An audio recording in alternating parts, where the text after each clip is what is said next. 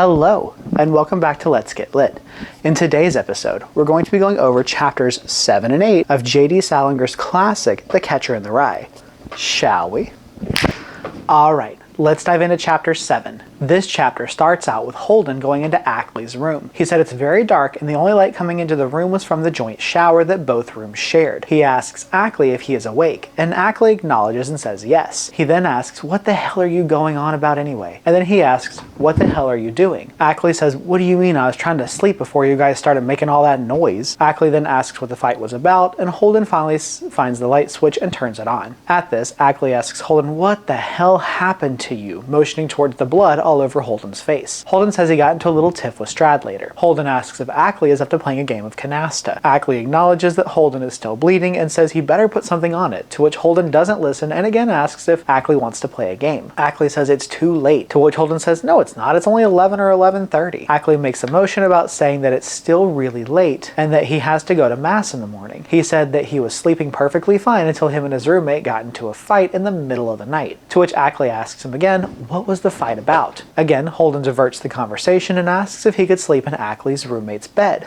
Ackley says he doesn't know when his roommate's coming back and he can't just offer the bed to him. Holden knew that Ackley's roommate was Eli and that he was always gone on the weekends and came back on Sunday night. Before Ackley could say anything, Holden gets up and pats him on the shoulder and says, "You're a prince, you know that? You're a real gentleman and a scholar." He then asks if he happens to have any cigarettes. Ackley says he doesn't have any cigarettes and again asks what the fight was about. Holden doesn't want to answer him and instead goes up and gets to the window and looks out of it. Holden tells the reader that he feels lonely all of a sudden, and he kind of wishes that he was dead. After the 5th time of Ackley asking what the fight was about, Holden states it was about him. Holden says that he was defending Ackley's honor and that this really gets Ackley excited, but then Holden says, "Nah, I'm just kidding," and goes over and lays down on Eli's bed. Holden mentions that the room stinks, and Ackley says if you don't like it, you can leave. He then says, "How about turning off the lights?" Holden then turns off the lights, and not too long after, he can hear Ackley snoring in the distance. While the lights are off, he keeps thinking about Jane and Stradlater being inside of the coach's car. He tells the reader that he once went on a double date with Stradlater, and that while most guys at Pency only talk about having sex, Holden knew that Stradlater actually did it. And he kind of gives the reader an example of what usually happens when he goes parking in a car with a girl. A little while later, he can hear Stradlater coming back into their room from outside the corridor. Holden mentioned that Stradlater doesn't even try to look around for Holden, but instead just continues to get undressed and gets into bed and goes to sleep. Holden mentions that he gets up and goes to the window and that it's very depressing outside on the street. He says you couldn't hear any of the cars anymore, and this got him feeling really lonesome and rotten. He then tries to talk to Ackley, and the first few times he doesn't respond, but then on the last one, Holden says it a lot louder and wakes Ackley up. Holden asks Ackley if you need to be Catholic to join a monastery, to which he responds and says yes, you have to be Catholic. And he also asks, "Did you have to wake me up to ask such a stupid question?" Holden then tells him to go back to sleep and he's not going to join one. He tells the reader that with his luck, he probably would join the wrong kind of monastery with some stupid morons inside of it. Ackley then says, "Wait, I don't care what you say about me or anything, but if you start making wisecracks about my religion," but Holden cuts him off and says nobody's making any cracks about your religion. After this, Holden then starts towards the door because he really don't want to hang around in this room anymore. On his way out, he picks up Ackley's hand, gives him a big handshake, to which Ackley pulls away and says, "Hey, what's the idea?" Holden says, "No idea. I just want to thank you for being such a goddamn prince, that's all." Ackley says someday somebody's gonna bash your brains in, but Holden's not paying attention and he shuts the door and goes out into the corridor. Holden mentions that everybody's asleep or out home for the weekend, and that it's very quiet and very depressing in there. As he's walking down the corridor, he's trying to think of what he should do, and he thinks he might just go see his friend Mal, but then all of a sudden he changes his mind. He tells the reader that in that instance, he gets his idea for what he's going to do next, and he decides that he needs to leave Pency that night right away. He doesn't want to stay until Wednesday and then go home, partially because he's too sad and lonesome at the school, but he also knew that the letter to his parents would get there on probably Tuesday or Wednesday. So he decides he's going to go to New York City and spend a few days relaxing and then on Wednesday go home. He tells the reader this is actually brilliant because his mother tends to get hysterical when she receives news right off the bat, but after she's had time to digest the information, then she's more pleasant to be around.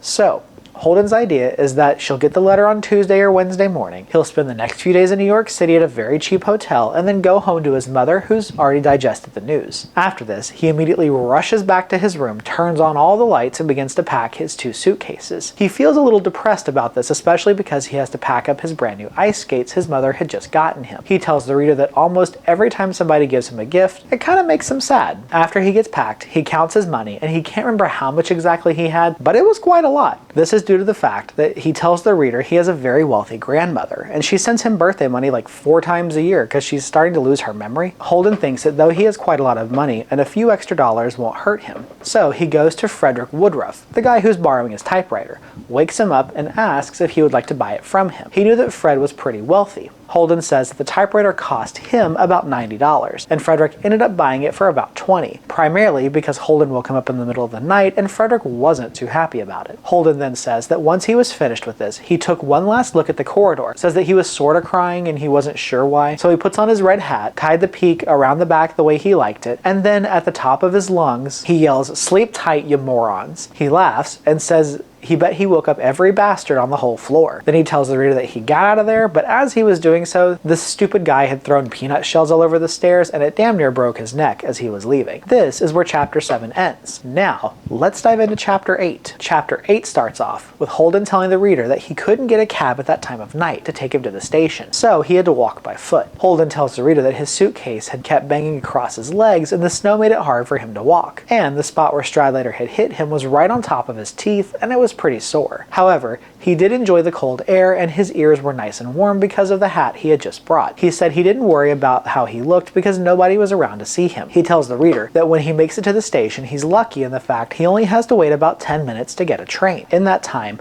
he took a little bit of the snow in his hands and washed off some of the blood from his face. He tells the reader that usually he enjoys train rides at night because he's able to buy a few snacks from the trolley and he's usually able to read a few small stories in the magazines. He says that most of the stories are really dumb and they're very short, usually about lean-jawed guys named David and phony girls named Linda or Marissa, and they are usually always lighting their cigarettes. He said the stories are pretty lousy, but he read them anyways. Then he goes on to say that this night was different though, because he just sort of sat there and didn't do anything. The only thing he did was take off his hunting hat and put it in his pocket. He then says that when the train stopped at Trenton, a woman got on and sat down right next to him. He says the whole car was empty because it was pretty late, but she had to sit right next to him instead of one of the empty seats. Also because she had a big bag with her and Holden was sitting in the front seat. He also says that she put the bag right in the middle of the aisle where everybody could trip over it. Holden guesses this woman is about 40 or 45 and that she was really good looking for her age.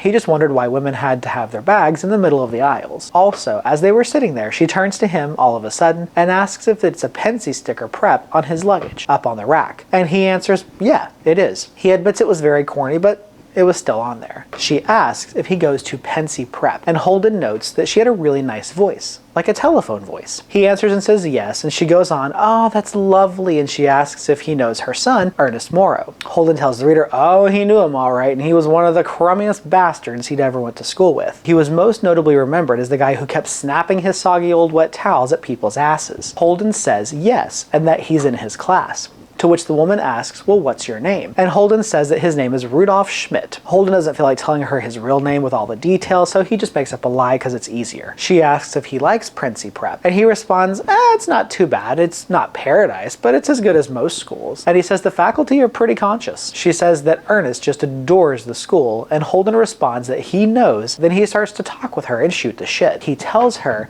that Ernest really knows how to adapt himself, and she asks, really? And at this, Holden can tell she's very interested in what he has to say. Holden watches as she takes off her gloves and notes that she was loaded with diamonds and jewels. She tells him that she broke a nail getting out of the car. And as she says this, she looks up at him and sort of smiles. Holden notes she has a really nice smile, and that most people really don't have nice smiles anymore. It's nice to see she does. She goes on to say that her and Ernest's father worry about him all the time and feel like sometimes he's not a terribly good mixer. Holden presses her and asks how, as she responds that he's a very sensitive boy. and he's never really been good with mixing with other boys, and perhaps he's taking things a little more seriously than he should. This really tickles Holden, and he thinks it's really funny, but he doesn't show that to her. He tells the reader that Ernest is about as sensitive as a goddamn toilet seat. He then tells the reader that Ernest's mom is really concentrating on what Holden is saying because she really wants to talk about her son, and Holden just can't bear to tell her the truth. So he decides he's going to make some things up. He tells the reader that all mothers are slightly insane, so he wants to make sure he stays on her good side. He then asks her if she would like a cigarette.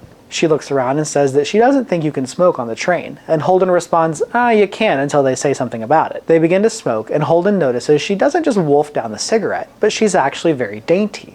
And she has a lot of charm. He also mentions that she does look very beautiful. Holden notes, as she's looking at him, she says that something might be wrong because his nose is bleeding. Holden dismisses this and says that he got hit with a snowball that was very icy. He said he probably would have told her what really happened, but it would have taken too long, and he likes her, so he just wants to keep the conversation short. He tells her that Ernest is one of the most popular boys at Pency and asks if she knows this. She says she doesn't, and Holden continues on with his little lie. He tells her it took everybody a little bit to get to know him and to warm up to him, and that he was a pretty funny guy, and strange in some ways. He tells her that when he first met him, he thought he was snobbish, but he really isn't, and that when you get to know him, he's a very original person. Holden then notes that the mom really doesn't say anything about this, but keeps looking intently as Holden is talking. He then goes on and makes up a story about how everyone in the class wanted Ernest to be the class president because they thought he would do a good job, but the only reason he didn't get elected was because he wouldn't allow them to put his name on the election ballot. Holden asks if she knew about this, and she said no, she didn't, and she'll have to ask him about it later. After this, Holden asks her if she would like to join him for a cocktail in the bar car, to which she responds, "Are you allowed to drink?" Holden notes that it wasn't snotty the way she said this. And he says, well, no, not exactly. I can usually get one account of the height and the gray hair. As he says this, he turns sideways and shows her the gray hair that he has, and it really fascinates her. He asks her again if she'd like to join him, but she politely declines. She also says the club car is most likely closed this time of night. After this, she tells Holden that Ernest wrote to her and told her that classes end on Wednesday, and that's when he'd be home. She mentions this because she asks Holden if he's going home due to an illness or an emergency in the family. Holden can tell she was genuinely worried and just trying to be helpful and polite. Holden responds and says, no, everything's fine in the family. He tells her that it's him that's having an operation. She responds, oh, I'm so sorry, but Holden reassures her it isn't anything serious, he just has a tiny tumor on his brain. She gasps at this, and gets pretty quiet for the remainder of the ride. He tells the reader that he doesn't continue talking to her because once he starts a lie, he can't keep quiet, he just keeps going on and exaggerating it. He does mention that she reads Vogue, and he reads his little timetables as the train continues. Holden mentions that she stops off at Newark and wishes him a lot of luck with the operation, and she calls him Rudolph because that's what he told her his name was. And at the sound of this, he really gets a kick out of it. Holden then tells the reader that she invites him to visit Ernest during the summer in Massachusetts, and that their house was right on the beach, and they had a tennis court and everything. Holden thanked her, but told her no, he was going to go to South America with his grandmother, which is really funny because his grandmother hardly ever gets out of the house, except to maybe go see a matinee show. Holden says he wouldn't visit Ernest for all the money in the world, even if he was desperate. This is where Chapter 8 ends. I hope you enjoyed today's video. Please remember to like, share, and subscribe. Have a wonderful rest of your day, and as always, stay lit.